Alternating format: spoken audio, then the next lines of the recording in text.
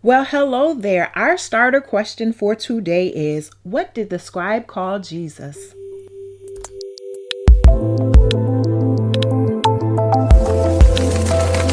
As we continue our warm-up, let us pray. Shar Shalom, Prince of Peace.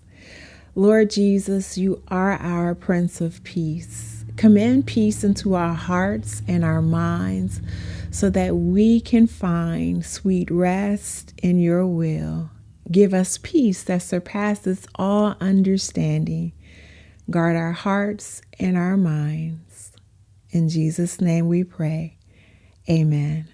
Before we get into this chapter, it's a YouTube algorithm. So to help others find this Walk With Me channel, so they too can learn more about the goodness of our Lord and Savior, please take this time and hit the buttons like, subscribe, and so you will also know when our next Walk With Me journey is available. Press the notification button right next to the word subscribed. As for Matthew chapter 8, on a quick summary, make it personal level, this chapter reminds me that there is nothing too hard for God. In every and all things, you and we must work our faith. We must remember, even in trying times, to ask the Lord to help our unbelief. Moving on to verse 2, this is where we will start our walk together through Matthew chapter 8. Verse 2 says, "And behold, a leper came and worshipped him, saying, Lord, if you are willing, you can make me clean." And so this verse, Lord, if you are willing, immediately makes me examine areas of my life and say, Lord, you can make me clean spiritually, physically, mentally, emotionally, verbally, financially. And so moving on to verse number 3, it lets us know that Jesus is willing. And so no matter what others do, no matter what they try to keep from you, no matter what they say, perhaps they're not willing because you don't have this resource or you lack that or you're part of this. When it comes to Christ, he is willing. So ask the Savior to help you. Take your burdens to the Lord and leave them there. Moving on to verse number 4, it caused me to form a question and ask, why did Jesus say, "See that no one knows"? And so my study took me to Leviticus chapter 14. And this says, things were done decent and in order. When a person was clean, things had to be done a particular way. They had to go to the priest and present themselves, and it was the priest that had to announce them as being clean. So even though Jesus was on the scene and he's the Lord of Lords, he still wanted this person to do things decent and in order. And the other thing that came to my mind when Jesus says, "See that no one knows," it makes me think that, if this person had gone out and said that Jesus did this particular thing, the only thing people would have been focusing on is that Jesus is a healer. Yes, Jesus is a healer, but he's greater than healing us physically. He came to heal us spiritually as well. Going on to verse number 5, the word that stood out to me here is centurion. And centurion is a Roman military officer. To know Bible facts is to know that Roman leaders didn't really care who Jesus was. They thought that they were the people that were in control. And so to have this centurion, this Roman military leader, come to Jesus and basically say, I need you to help me in this situation, is a reminder to us, no matter what our title is, Jesus is greater. And we may think we have a title that can help us in this particular situation. We may think that someone else has a title that can help us in a particular situation, but we cannot help ourselves, and they cannot help ourselves like Jesus can. Jesus is the ultimate one who can help our situation. And when he fixes our situation, it's a done deal. For verse number 8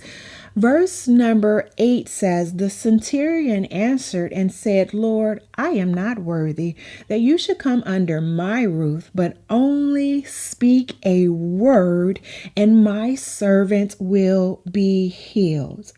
That right there, speak a word, caused me to say, Lord, speak a word in my life. If there is any dry area that is not lining up to your will, cause that thing to live again by speaking a word. Verse number 10 says, when Jesus heard it, he marveled and said to those who followed, assuredly I say to you, I have not found such great faith, not even in Israel. And this here caused me to research the scriptures. Two, one in particular that talks about the mustard seed, and the other that talks about help my unbelief. The mustard seed scripture, where Jesus is saying, if you just have faith the size of a mustard seed, these things will be done for you. And that is in Matthew chapter 17, verse 20. And perhaps you don't know what size a mustard seed is. I would say Google it, but sometimes when you Google things, it's not showing the actual size, unless, of course, it says next to an actual size. But the next time you're in the grocery store, go look for the mustard seed and see what size faith Jesus is saying. That's all we got to have. But let's say you have that kind of faith, but you're still doubting. Well, here in Mark chapter 9, there is a story where a father comes to Jesus and says, you know, my son is dealing with this. I believe, but help my unbelief. And so we want to ask the Lord, even in our belief, help our unbelief. And that's in Mark chapter 9. Now, just a quick Bible fact. Mark is part of the New Testament, and Mark is part of the gospel section of the New Testament. And in the gospel section, there are 4 books, and they are in order: Matthew, Mark, Luke, and John. We're going to travel along to verses 14 and verse 15. And here we are informed that Jesus healed Peter's mother-in-law. And what intrigued me about Matthew's version of this is that it seems as if Jesus just came along, saw that she was sick, and touched her, and she became healed. And that right there caused me to say, and I challenge you to say the same thing right now. Lord, look at me and see that I have need, and touch me in my area of need so I can do your will, your way. Verses number 16 and 17 reads, when evening had come, they brought to him many who were demon possessed, and he cast out the spirits with a word and healed all who were sick, that it might be fulfilled which was spoken by Isaiah the prophet, saying, he himself took our infirmities and bore our sicknesses. And so again, this is just like another example of Old Testament prophecy being fulfilled. And that prophecy was said in Isaiah chapter 53, verse number 4. As for 19, 21, and 22, the scriptures read, then a certain scribe came and said to him, Teacher, I will follow you wherever you go. Then another of his disciples said to him, Lord, let me first go and bury my father. But Jesus said to him, follow me, and let the dead bury their own dead. What I want to point out here first is about the scribe. The scribe is known as a teacher.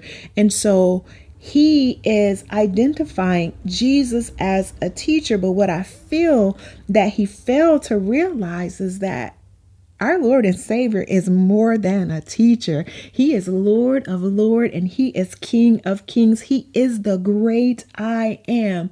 And so we have to recognize that Christ is more than a teacher. He is all that you need him to be: healer, deliverer, waymaker, promise keeper. And as for the disciple who said, "Let me go bury my father," some may think that Jesus was a little cold when he said, "Follow me and let the dead bury their own dead."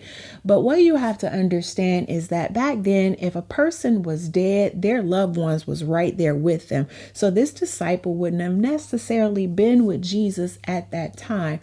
And so what I like to liken this to is, and hopefully we don't do it, but have you ever had someone that says to you, "Oh, I would love to help you with this, but I got this to do." And so you get the feel that they really didn't want to help you in the first place. And so Jesus, he knows our thoughts. And so I'm quite sure that he knew that this was almost like an excuse. And so moving on down to 23 through 27, what lets us know the winds and the waves obey our Savior commands. But what I want to point out here is in verse number 24. During this wild storm, Jesus was asleep.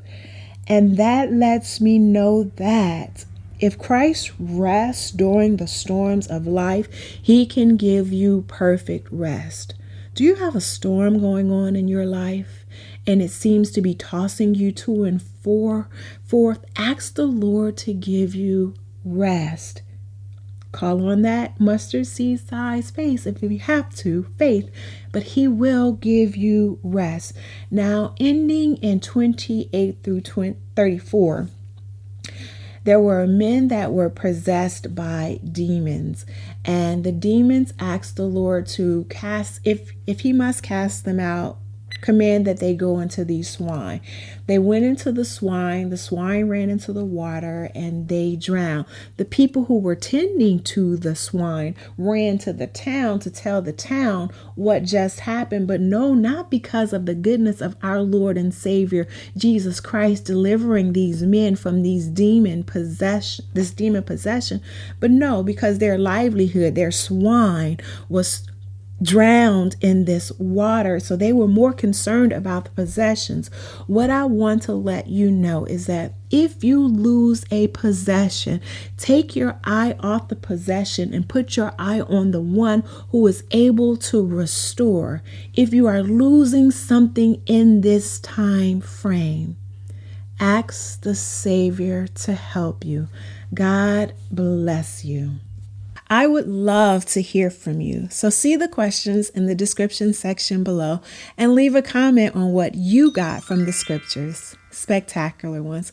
It has been great having you walk with me. Go forth and have a ball. Again, the questions will be in the description below. See you on our next walk together. Remember to hit subscribe, then hit notification.